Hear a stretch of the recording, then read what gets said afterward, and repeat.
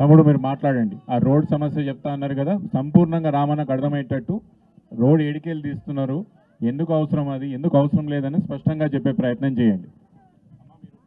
ఉన్నాను మా BRS working president తారక రామారావు గారికి మరియు మా శాసనసభ సభ్యురాలు శ్రీమతి సబితా ఇంద్రారెడ్డి గారికి మరి ఇతర ముఖ్య నాయకులకి అందరికీ ఉద్యమాభివందనాలు. నా పేరు నీరటి శ్రీకాంత్, మాది అగ్రమేయగూడ గ్రామం. నేను ఇక్కడ ఒక రైతు బిడ్డగా వచ్చాను. నా యొక్క ప్రొఫెషన్ వచ్చేసి ఎవరైతే యూపీఎస్కి ప్రిపేర్ అవుతారో వాళ్ళకి నేను ఐఏఎస్ ఐపీఎస్ కోచింగ్ కూడా ఇస్తాను అశోక్ నగర్లో.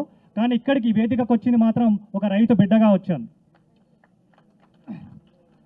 అన్నా మీరు ఏదైతే ఫార్మాసిటీ డెవలప్ చేద్దాం అనుకున్నారో దానికి కొత్తూరు నుంచి ఆల్రెడీ పెద్ద రోడ్ వేసిరన్న. ఆ రోడ్డు కాకుండా ఇప్పుడు గ్రీన్ ఫీల్డ్ రోడ్ అనే పేరుతోటి మన ఎగ్జిట్ నెంబర్ 13 నుంచి ఫ్యూచర్ సిటీ మిర్ఖాన్పేట్ ఇప్పుడు ఏదైతే ప్రపోజ్ చేసినటువంటి స్కిల్ యూనివర్సిటీ వరకు 300 ఫీట్ల రోడ్ అన్న.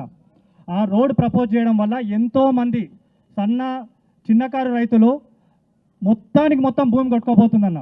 మాది 2 ఎకరాల భూమి, దాంట్లో మాకు కోళ్ళపారాలు ఉన్నాయి.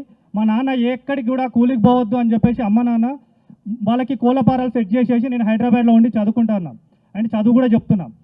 వాళ్ళకి ఉన్న భూమి మొత్తం ఇప్పుడు ఆ రోడ్ కింద పోయే అవకాశం ఉందన్నాం. ఇప్పుడు నా ప్రధాన ప్రశ్న ఏంటంటే, మనకి ఆల్రెడీ శ్రీశైలం హైవే ఉంది, దాన్ని కొంచెం వైడ్ చేసుకుంటే సరిపోతుంది. అక్కడ పోతే బీజేపీ కిషన్ రెడ్డి అయినటువంటి తిమ్మాపూర్ నుంచి మనకు ఆల్రెడీ రోడ్ ఉంది. ఈ 2 రోడ్లు ఉన్నాక ఈ మధ్యలోకి వెళ్ళి రోడ్ తీసి ఎవరి ప్రాణాలకు మీద ఎసరు పెట్టాలనుకుంటున్నాడు? మొదటి క్వశ్చన్. రెండోది, ఆల్రెడీ 2 లక్షల ఉద్యోగాలు ఇస్తామన్నారు. ఆ ఉద్యోగ కల్పనలో ఈరోజు నిన్ననే తీర్పు కూడా రిజర్వ్ అయ్యింది హైకోర్టు ద్వారా.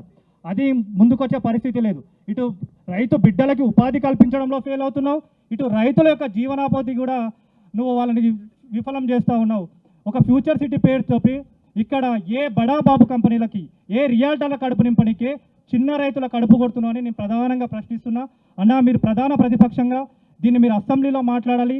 ఎట్టి పరిస్థితుల్లో ఈ రోడ్ ఆపాలన్నా. ఎందుకంటే అక్కడ మనం ముఖ్యంగా ఎకలాజికల్ బ్యాలెన్స్ గురించి మనం మాట్లాడుతున్నాం. ఆ ముందే మాకు రిజర్వ్ ఫారెస్ట్ కూడా ఉంది. మరి సెంట్రల్ గవర్నమెంట్ వాళ్ళకి ఎట్లా పర్మిషన్ ఇస్తుందో తెలియదు, కానీ ఆ ఫారెస్ట్లోకి వెళ్ళి కూడా రోడ్ వస్తూ ఉంది.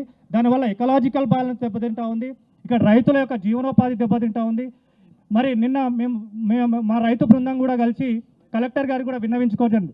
ఆ కలెక్టర్ శశాంక్ గారు ఎంత బాధ్యతారహితంగా ఆన్సర్ ఇస్తుందంటే, మాకు తెలియకుండా రోడ్ ఎట్లా వస్తుందో మీకెట్లా తెలిసింది రోడ్డు?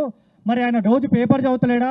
రోజు కలలో కూడా కలవరిస్తున్నటువంటి రేవంత్ యొక్క ఫ్యూచర్ సిటీ గురించి ఆయన ఇంటలేడా తెలియదు, కానీ మాకు సమాచారం లేదు, సమాచారం కనుక్కొని చెప్తామని అంత బాధ్యతారహితంగా మాకు సమాధానం ఇవ్వడం జరిగిందన్న. రోడ్ సర్వే జరుగుతుంది, డ్రోన్ల ద్వారా సర్వే జరిగింది. మా ఇంటి ముందు, మా కోళ్ళపారాల ముందు వచ్చి రాత్రిపూట కూడా సర్వే జరుగుతుందన్న. డెఫినెట్గా ఇది ఆపాల్సిన బాధ్యత మీ మీద ఉందన్న. అభివృద్ధి అంటే రైతులకి ప్రాణాలు తీసేది అభివృద్ధి కాదన్న. మనకి రోడ్డు లేకపోతే డెఫినెట్గా నేను ఒక చదువుకున్న వ్యక్తిగా అభివృద్ధిని నేను ఎంకరేజ్ చేస్తాను. కానీ మనకు ఆల్టర్నేట్ రోడ్ ఉన్నాక ఇంకొక రోడ్డు ఇక్కడైతే ఏదో కేసీఆర్ పేరు వస్తుంది, ఇదేస్తే నా పేరే వస్తుంది, తరతరాలను తలుచుకుంటా. ఇంతకుముందు చంద్రబాబు చేసిండో, రాజశేఖర రెడ్డి దాన్ని డెవలప్ చేసిండో, ఇప్పుడు నీ పేరు చరిత్రలో కాదు కదా, ఇంకొక 10 నెలలు కూడా నీ పేరు ఉండే పరిస్థితి కనబడతలేదు. ఎందుకంటే నేను హైదరాబాద్లో ఉంటా కాబట్టి హైదరాబాద్లతో కానీ ఎంతోమంది యూపీఎస్సీకి ప్రిపేర్ అయ్యే విద్యార్థులతో కూడా నేను ముఖాముఖి ఎవ్రీడే నేను చర్చ జరుపుతూ ఉంటా. నిజంగా ప్రజల్లో ఆగ్రహం వచ్చింది, విద్యార్థుల్లో ఆగ్రహం వచ్చింది. నేను మొన్న కూడా చెప్పిన, ఇందిరా పార్క్ దగ్గర ఒక రైతు ధర్నాలో నేను పార్టిసిపేట్ చేసిన.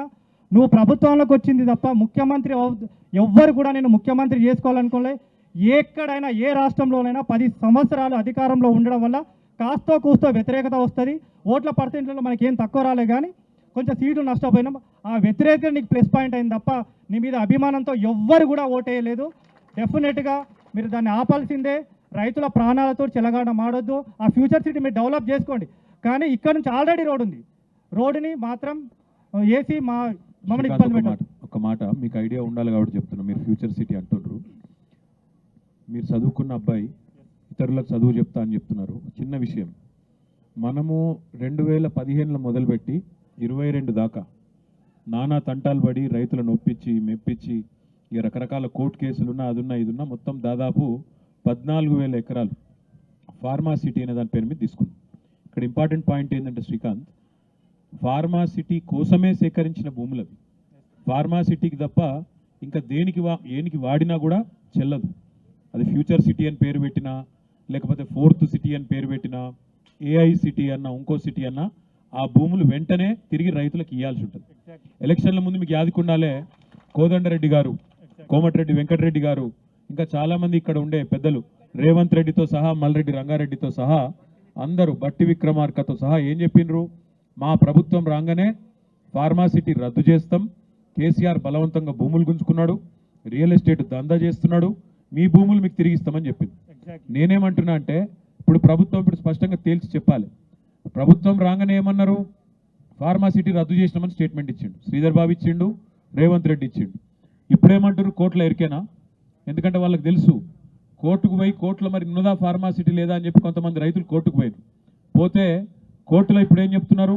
లేదు ఫార్మాసిటీ ఉన్నది, ఫార్మాసిటీ తీసేయలేదని చెప్తున్నారు. అంటే ప్రభుత్వం ఎంత దొంగ నాటకం ఆడుతున్నది, ఎన్ని అబద్ధాలు ఆడుతున్నదంటే, పేరు చెప్పేదేమో నువ్వు అన్నట్టు ఫార్మాసిటీ అంటే కేసీఆర్ గుర్తొస్తాడు. అందుకే దాని పేరు మార్చి రియల్ ఎస్టేట్ దందా కోసం వాళ్ళ కొంతమంది నాయకులు, వాళ్ళ బ్రదర్స్, అది ఫోర్త్ సిటీ కాదు తమ్మి, 4 బ్రదర్స్ సిటీ. రేవంత్ రెడ్డి 4 అనగాన్ల సిటీ. లంగలు, అసైన్డ్ భూములు గుంజుకునుడు, బెదిరించుడు, రియల్ ఎస్టేట్ దంద చేసుడు, ఈంచెల్లి వెల్దండ దాకా, అవతల మాడుగుల దాకా ఒకటే పని పెట్టుకున్నారు. భూముల మీద పడాలి, గుంజుకోవాలి, కలెక్టర్లను, ఎంఆర్ఓలను, లంగాలు దొంగలు అందరినీ మొత్తానికైతే ఎక్కడెక్కడైతే ఉన్నారో బ్రోకర్లు, వాళ్ళందరి పేర్లు పెట్టి అడ్డం పెట్టి పేదవాళ్ళ భూములు గుంజుకొని వాటిలో చేసుకోవాలని.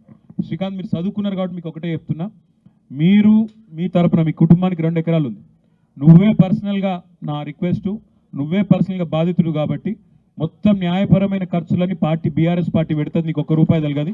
నువ్వు ముందుకు రా, నువ్వు కేసు అయ్యి నువ్వు అడుగు. 2 రోడ్లు ఉండగా 3వ రోడ్ వేసే అవసరం ఏంటిది? నెంబర్ 1. నెంబర్ 2, ఫార్మాసిటీ కోసం తీసుకున్న భూములలో వేరేది ఎట్లా కడతావు? ఎందుకంటే నువ్వే చెప్పినావు అధికారంలోకి రాకముందు నీకు వాపస్ ఇస్తా అని చెప్పినావు రైతులకు. అయితే మర్యాదగా వాపసి, లేదంటే ఫార్మాసిటీ కడుతున్నా ముందుకు తీసుకపోతా, పిల్లగాళ్ళకు ఉద్యోగాలు ఇస్తా అని చెప్పు. రెండిట్లేదో ఒకటి. 3వది, ఈ ఏఐ సిటీ, 4th సిటీ, ఇంకో సిటీ 1 ఎకరం సేకరించిండా? 1 ఇంచు సేకరించిండా రేవంత్ రెడ్డి? కొత్తగా 1 ఎకరం భూమి సేకరించిండా? లేదు. మరి ఎడికెళ్ళి వచ్చింది అది? ఫార్మాసిటీ భూములే దీని మీద వాడుతుండు. అంటే చట్టబద్ధం కాదు, చట్టం ప్రకారం చెల్లది. చట్ట ప్రకారం మీరు సేకరించింది భూసేకరణ చట్టం ప్రకారం ఫార్మాసిటీకి. దాన్ని ఇంకా ఏ అవసరానికి వాడినా ఖచ్చితంగా వెంటనే అది కోర్టు వెంటనే జోక్యం చేసుకుంటుంది, కొట్టేస్తుంది, ఇది ఆయనకు తెలుసు. అందుకే కోర్టులనేమో అబద్ధం చెప్తున్నాడు, లేదు ఫార్మాసిటీ ఉందని. బయటికేమో AI city, 4th city, future city అని దొంగ నాటకాలు ఆడుతున్నాడు. అందుకే కందుకూరులో, అదేవిధంగా దగ్గరలో ఉండే ఇబ్రహీంపట్నం నియోజకవర్గంలోని మా అన్నదమ్ములందరితో విజ్ఞప్తి, ఈ విషయాలు మీరు తెలుసుకోండి. మీరు ఎంతమంది కేసులు వేస్తా అంటే అంతమందికి బీఆర్ఎస్ పార్టీ న్యాయపరంగా ₹1 మీకు తలగకుండా, 1 పైసా మీకు తలగకుండా మేము అండగా ఉంటాం. నువ్వు కిషన్ రెడ్డి అన్నను సబితక్కను కలువు, నువ్వు వెంటనే మీ కాయిదాలు తీసుకొని, మన లీగల్ సెల్ ఉంది, పార్టీ లీగల్ సెల్, ఇగో ఈ అన్న కూడా ఇచ్చింది ఇప్పుడే నాకు. తప్పకుండా మీ అందరి తరపున మేము కొట్లాడతాం. దీని తర్వాత అక్కడి నుంచి కలువు. ఓకే, జై తెలంగాణ. వాళ్ళు ఇచ్చింది ఇదంతా. రామరెడ్డి అని ఒక్క నిమిషం మాట్లాడారు.